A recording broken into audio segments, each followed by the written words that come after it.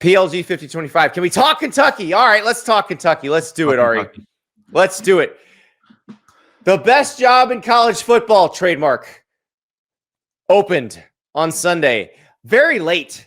I'd say about 10 o'clock Eastern time. Mark Stoops fired at Kentucky. After the 41-0 loss to Louisville on Saturday, you assume something was up. Now, $38 million buyout. The contract called for it to be paid within 60 days, and that I had called multiple times the most prohibitive buyout in America.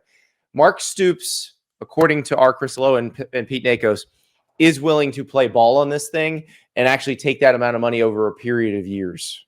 So that, I think, because I don't think Kentucky fans want to remember Mark Stoops negatively, because Mark Stoops rescued their program. Like, it was down bad after the Joker Phillips era, and he brought it back, and he was one of the best coaches in Kentucky history. He rescued their program. If you zoom out from the last 2 years, and what he did there was the opposite of a scumbag move, right? Exactly. That was a good. He wanted his money. He wanted his money, but he was willing to not make it difficult for them to do it, because $38 million all at once, I don't care how rich you are.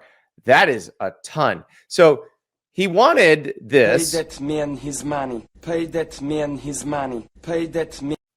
But he's willing to take it a little bit slower. Yeah, and I don't know. I'm not highbrow enough financially to know this, but aren't there some benefits too to having the steady income over time than just getting it all in one lump sum? Or is it better to get it all at once? Ari, you're the one who's telling me about the time value of money. Yeah.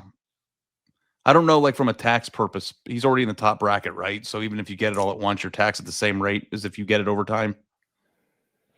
I don't have a tricky accountant. You're asking the wrong person for this.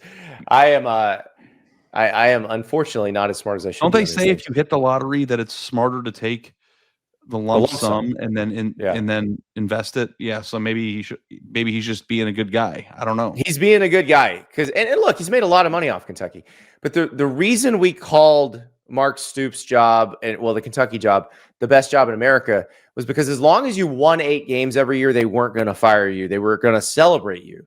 Whereas if you're at LSU, if you're at Florida, if you're at Auburn, if you're at Alabama, if you're at Tennessee, if you're Texas, if you're Texas A&M, if you win 8 games every year, they will eventually fire you, and probably not too long after that streak starts. Like, if you can continuously do it at Kentucky, you are a hero. The problem is he stopped doing that.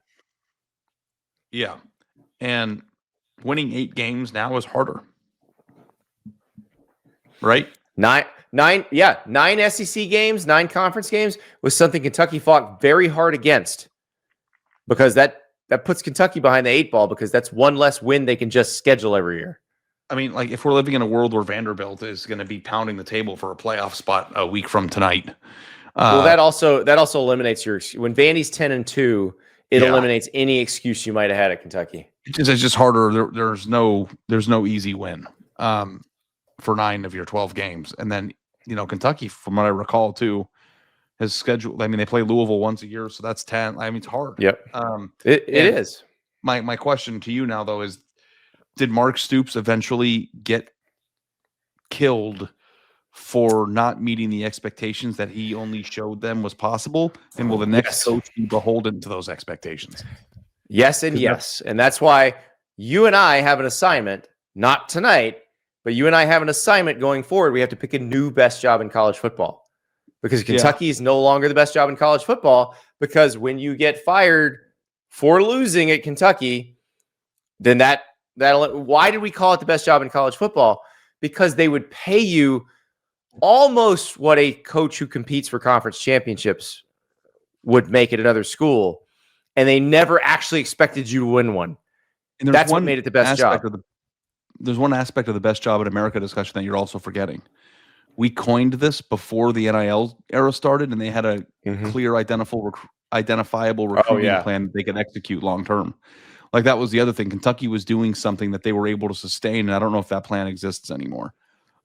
In terms of infiltrating Ohio and taking some of those second-tier prospects that Ohio State doesn't have room for and stealing them away from Big Ten teams.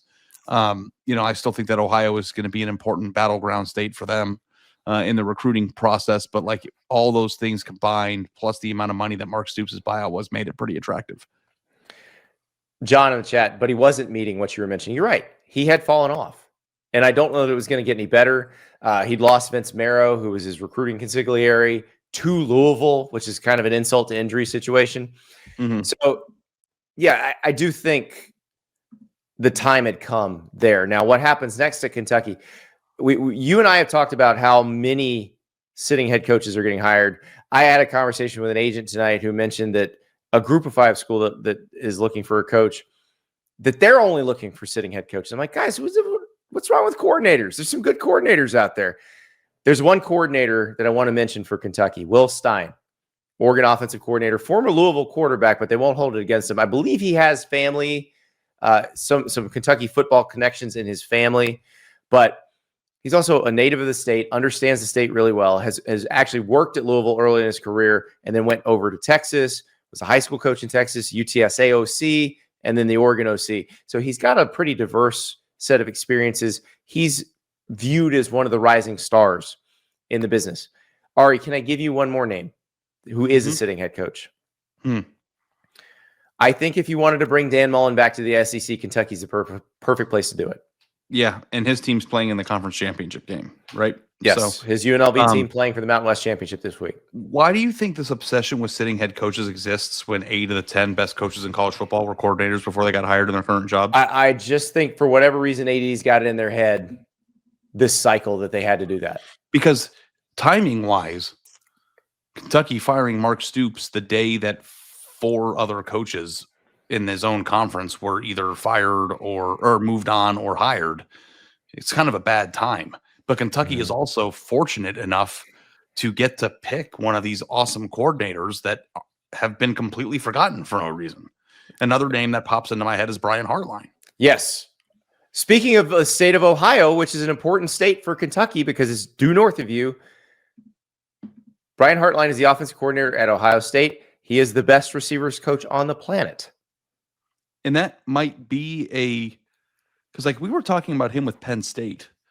And it's like when you think about geographically where Kentucky sits, where they would recruit, how far of a drive it is from Columbus, a place that he's very familiar with, and, the level of job that it is, that might be the perfect stepping stone or entry, I should say, not stepping stone, entry into the SEC, because geographically it's the closest, it's the northernmost SEC team, right? And it is, Also, do you remember where Brian Hartline's brother Mike played football? He played at Kentucky. That's right.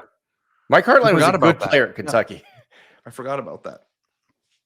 So that's a name I had Ohio State fans in my mentions today threatening me when I said we were going live. He said, don't say Brian Hartline's name once on this podcast or I'm going to get mad at you. But it's like, well, I've been saying Brian Hartline's name for Penn State since Penn State opened. So yeah, but I actually me all you want. You can make the case that Kentucky's a better fit.